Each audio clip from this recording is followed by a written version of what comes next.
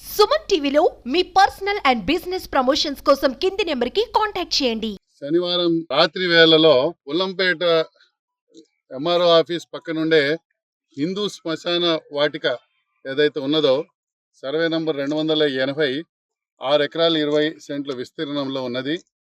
మరి ఆ రోజు రాత్రి కొంతమంది ఎవరో జేసీబీల ద్వారా తెచ్చి ఇక్కడ కాంపౌండ్ వాళ్ళు హిందూ శ్మశాన వాటికకి కాంపౌండ్ వాళ్ళు ప్రభుత్వ నిధులతో నిర్మించబడడం జరిగిందో అది అంతా కూడా కూలగొట్టి ఈ భూమిని అంతా కొద్దిగా చదువు చేస్తూ పక్కగా గోడ నెట్టేయటం జరిగింది.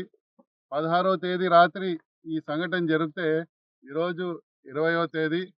నాకు తెలిసిన వరకు అందరూ స్థానికులు అనేది ఏంటంటే ఈ రోజు కూడా ఈ యొక్క సమస్యకి ఎవరు నిందితులో వాళ్ళని గుర్తించలేదు అనేసి చెప్పడం జరిగింది.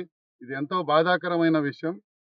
హిందూ శ్మశాన వాటికకి ఏదైతే కాంపౌండ్ వాళ్ళు దుర్మార్గులు వారు ఒక దురుద్దేశంతో పడగొడితే దానికి వెనువెంటనే స్పందించడం కాకుండా దానికి 4 రోజులైనా కూడా చాలా కాలాతీతం చేయటం అన్నది ఎంతో దురదృష్టకరమైన విషయం. ఇది మరి పదే భారతీయ జనతా పార్టీ లేవనెత్తే అంశం ఏదైతున్నాయో హిందువులకి ఏదైతే సంబంధించిన ఆలయాల భూములు అయితేనేమి మరి శ్మశాన వాటికకి సంబంధించిన భూములు అయితేనేమి అన్యాక్రాంతం ఏదైతే ఉన్నదో పదే మనము ఈ రాష్ట్రంలో ప్రభుత్వాలకు అతీతంగా కూడా జరుగుతూ ఉన్నాయి.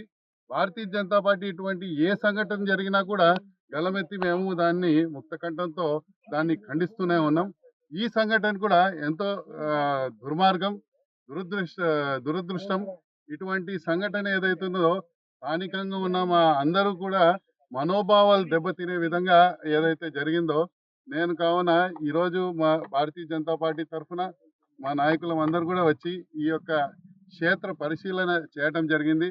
ఈ తర్వాత స్థానిక ఏదైతే ఎస్ఐ గారు ఉన్నారో పోలీస్ శాఖ కానీ రెవెన్యూ శాఖ కలెక్టర్ గారికి కూడా దృష్టికి తీసుకువెళ్ళి వెంటనే ఎవరైతే దోషులు ఉన్నారో వాళ్ళని పట్టుకోవడమని మేము డిమాండ్ చేయబోతున్నాం. అంటే ఇప్పుడే మాకు తెలిసింది ఏంటంటే కొంతమంది ఇది మా భూమి అనేసి ఆన్లైన్లో ఏదో రికార్డులు వారు ఉన్నది వారి పేరు ఉన్నది అని వాళ్ళు అభియోగం చేయడం జరుగుతుందని వారు చెప్పడం జరిగింది.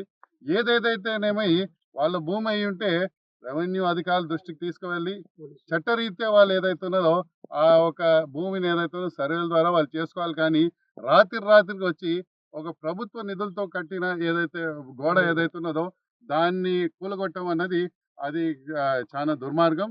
మేము మాత్రం ఖండిస్తున్నాం దాన్ని. ఎవరైతే ఉన్నారో వాళ్ళ దోషుల్ని చాలా కఠినంగా శిక్షించాలనేసి మేము ప్రభుత్వ పెద్దల దృష్టికి కూడా తీసుకువెళ్ళి ఖచ్చితంగా ఈ మన ప్రాంతంలో హిందువులు సంబంధించిన ఆస్తులు ఏదైతున్నాయో వారి పరిరక్షణలో భారతీయ జనతా పార్టీ చొరవ తీసుకొని ప్రతి చోట మనకు అన్యాయం జరగకుండా మేము చర్యలు తీసుకుంటామనేసి మీకు అందరికి తెలియజేయడం జరుగుతుంది. నమస్కారం.